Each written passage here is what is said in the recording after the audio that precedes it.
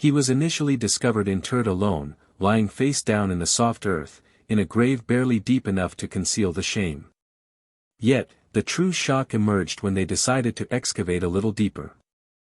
Beside him rested a woman, his wife, who was also his sister. The valley, sealed by blood and sustained by silence, had preserved their secret for generations. No school records, no birth certificates existed, just a decaying house in the hills and whispers that stopped dead at the tree line. Until today. Hello everyone. Before we dive in, please ensure you like and subscribe to the channel, and drop a comment letting us know your location and the time you're tuning in. This helps YouTube keep suggesting similar stories to you. He was known simply as Ezekiel, born sometime in the early 1900s within the sun-scorched, folded valleys of eastern Kentucky.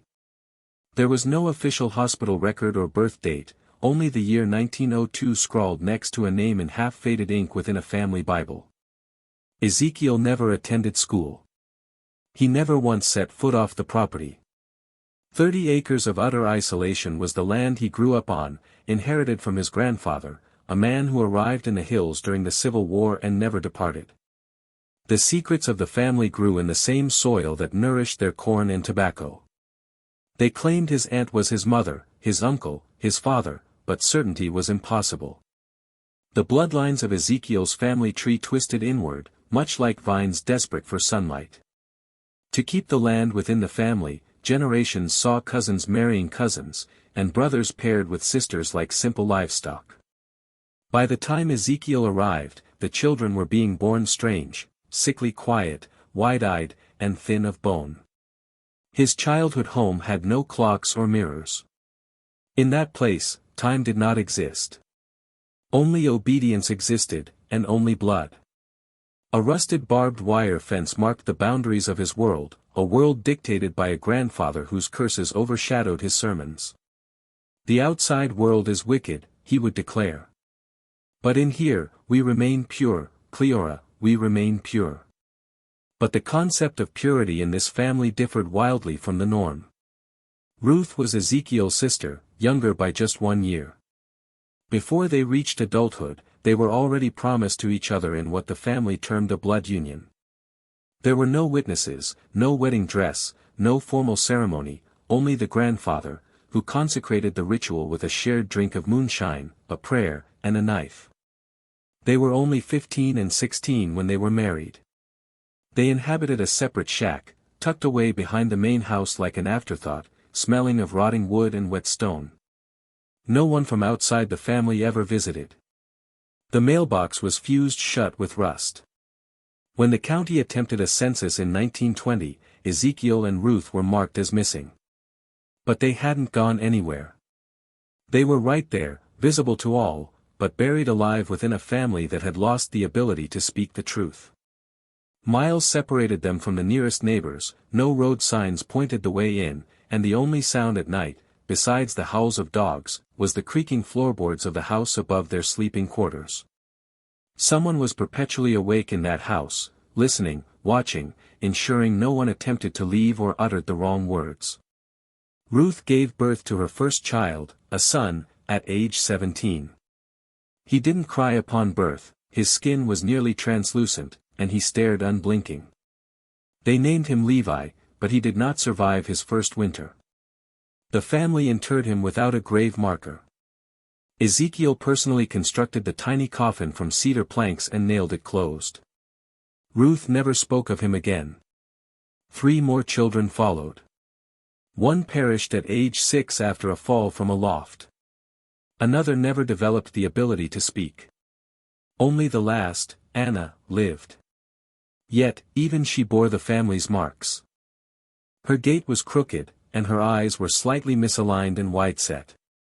The local midwife, who walked 2 hours to reach them, considered her lucky simply to be able to walk. However, the midwife never returned after that visit. She confided in her husband that the house felt wrong, that the air carried a strange stench of old milk, iron, and sulfur, and that the girl's eyes looked unnatural. She also mentioned that Ruth's bruises didn't align with her explanations, and Ezekiel refused to meet her gaze. The outside world had undergone massive changes by 1940. Still, nothing had shifted within the valley. No schooling for the children, no telephone, no electricity. Cities expanded, presidents changed, wars were fought, yet time remained static for Ruth and Ezekiel. Their home was a windowed coffin, and the sickness, whatever its nature, intensified. Ezekiel started to hear voices in the trees. He began writing his own scriptures, asserting that his divine blood made him holy. He then declared his daughter, Anna, the new mother, and informed Ruth she was no longer necessary. What happened next surpassed all expectations. Ruth vanished in the spring of 1943. Ezekiel told the remaining family she had gone to the hills for reflection, but months turned into weeks, and she was never seen again. He started boarding up the windows of their small shack. He ceased speaking during meals. He began digging holes behind the barn at night, offering no explanation. Anna, then only 10, was seen wandering near the tree line, thin, dazed, and covered in scratches. A traveling preacher who attempted to visit the property described her as a ghost in a nightgown, staring at him from the brush before disappearing back into the shadows. Ezekiel refused to allow her to leave the house thereafter. He claimed God had chosen her. He started scrawling her name in ash over the doorframe, muttering strange prayers in the middle of the night. His own brothers, frail and elderly, attempted to intervene. One was later discovered drowned in the creek. The other vanished permanently. The fact no one could prove was that Ruth had not left. She was buried. The property was bequeathed to a distant cousin in Tennessee in 1978, after Ezekiel succumbed to sepsis from a self-inflicted injury. When the cousin arrived to clear the shack, he noticed the floor was unusually soft and slightly sunken in one corner. He removed the decaying boards and began to dig, assuming a possum or raccoon had made a nest. What he unearthed was a human rib cage. Then another. The first was Ruth, her bones wrapped in what was once a cotton dress, a rusted locket still grasped in her hand. The second, a smaller skeleton, was likely a child, though its identity couldn't be confirmed. Forensics later determined that Ruth died from a single, forceful blow to the head, fracturing her skull and collapsing her jaw. The child's remains were too deteriorated to ascertain the cause of death. However, both bodies were interred over 3 feet deep, like garbage, like afterthoughts. Ezekiel never left a confession or a note. But a journal, bound in stitched leather, was discovered beneath his bed. Smeared ink on the last page contained only one sentence: God said I had to start again. And it was no longer Ruth's name written beside his. It was Anna's. By the time the authorities managed to piece together the events, Anna was in her 50s and had long since disappeared. There was no record of a marriage license, employment, or a driver's license, only a photograph from 1962, taken by a social worker. It showed a pale woman with hollow eyes, surrounded by rusted tools and chickens on a porch, staring into oblivion. She vanished shortly after that visit. Some whisper she walked into the woods and never returned. Others suggest she entirely abandoned the valley, adopting a new name in a distant town, hoping to bury the past as quietly as her mother had been buried. Ezekiel's journal, however, offered a more chilling account. In a twisted logic that only he understood, Anna had been transformed into both bride and daughter. He wrote of her purity, his belief in cleansing the family line, and how their blood remained unspoiled by outsiders, unlike the corrupted world. He considered himself a prophet chosen to fulfill a divine cycle. The child they were meant to conceive would be, in his own words, the first true one since Eden. No record exists of Anna ever giving birth. But a hospital intake report from 1971 lists a Jane Doe at a county clinic 2 towns away. The woman was covered in bruises, incoherent, and suffering from what doctors labeled delusional trauma caused by generational abuse. She was discharged after 72 hours when she refused treatment. She declined to list any next of kin, but when asked if she had children, she wrote a single word: buried. No one followed up. And that is how the cycle was shielded, through isolation, through silence, and through the fear of asking too many questions. What remained of the family denied everything.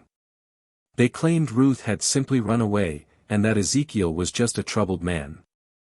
They insisted Anna had married and moved west. Yet the journals and the graves tell a profoundly different story. If you speak to the oldest people still living near that valley, the ones with memories long enough to matter, they will tell you something else entirely. That a woman's cry can still be heard in the trees on cold nights. That the ground there never fully settled. And that some bloodlines were never meant to start at all. Ezekiel's legacy was not merely death, it was distortion. The kind of rot that remains hidden until it's irreversible. A family consumed by its own perverse doctrine and myths, twisted into scripture by a man convinced his blood had a voice. The property was surveyed and seized after the graves were found. Journalists, historians, and anthropologists all arrived, hungry for answers. But the land yielded its secrets grudgingly. They discovered other shallow pits, some contained bones too small to be adults, others too damaged for any identification. The official number of burials was left undetermined. No one was willing to dig too deep. Not out of lack of effort, but due to a pervasive feeling.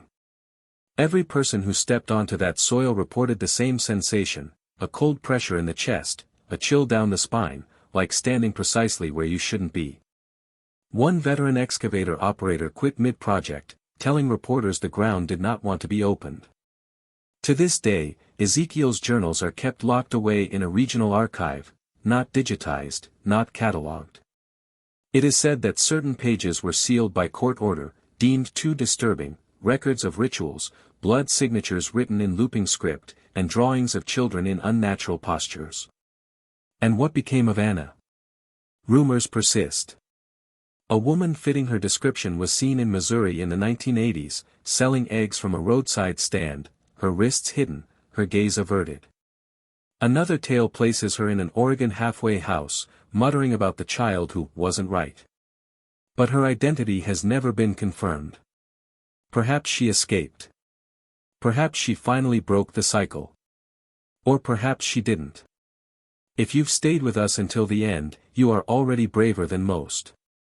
Tell us in the comments what your choice would have been if this was your bloodline, because for the men in that family, obedience was the law, and for the women, it was a grim choice between silence and survival. The valley remains, now quiet, overgrown, but not forgotten. Not by the dead, not by the dirt, and not by the trees. Stories like this possess a uniquely American quality, hidden not in cities, but in the margins, the forgotten roads and hollows, far from civilization's reach. These are not tales of laboratory-created monsters. These are monsters shaped by isolation, by tradition weaponized, and by a faith that was warped into control. Ezekiel was not an anomaly. He was the inevitable result of decades of insularity, where one generation collapsed into the next, where the family tree became a closed circle instead of branching out. Somewhere within that loop, humanity was lost. Psychologists label this recessive degeneration. Generations of inbreeding deform not only the body but also the mind. Logic breaks down. Empathy vanishes. Over time, these individuals can become convinced that their small world, the cabin, the rituals, the blood, is the only world that matters. Ezekiel saw himself as a prophet. But he was, in reality, a prisoner. Born into an already cursed house, he merely perpetuated the violence that defined him, convinced that his actions were holy. Ruth and Anna were given no choice.